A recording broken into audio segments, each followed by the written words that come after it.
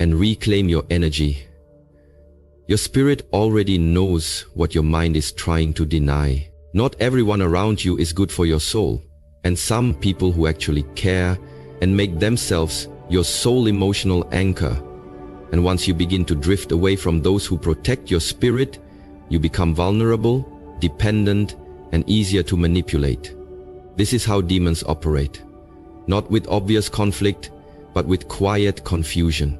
They stir the pot just enough to trigger emotional reactions and then step back as chaos unfolds, pretending they had nothing to do with it. They know that if they can fracture your foundation, your support system, your circle, your clarity, they can influence your perception of reality. You'll start questioning the intentions of good people, believing lies over facts, and slowly adapting their narrative as your own. That is spiritual warfare.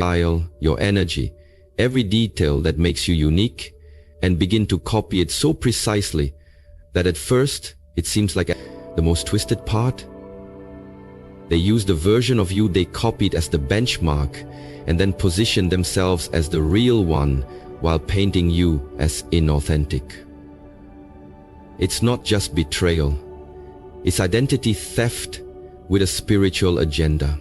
These are not just insecure people looking for inspiration, they are vessels for a spirit that envies your light but lacks its own source. That spirit imitates because it can create. It steals because it has no soul of its own, and when it realizes it can't outshine you naturally, it tries to dim you through sabotage.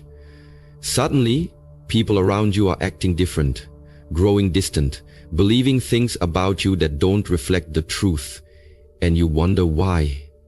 The answer is that someone has weaponized your own essence to wage a chain, convincing you that leaving them equals betrayal, even when staying with them means betraying yourself. And deep, unexplainable anxiety.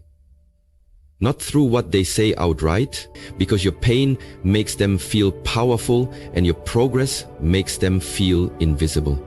These are the people who pretend to be close, who call themselves friends or family, but the truth is, they are only comfortable when you are beneath them, emotionally, mentally. When you are hurting, they act entertained, dismissive, or even amused. They may not laugh out loud, but there's a glint of satisfaction in their eyes, a smirk they try to hide, a casual shrug of your suffering, as if your brokenness affirms their superiority.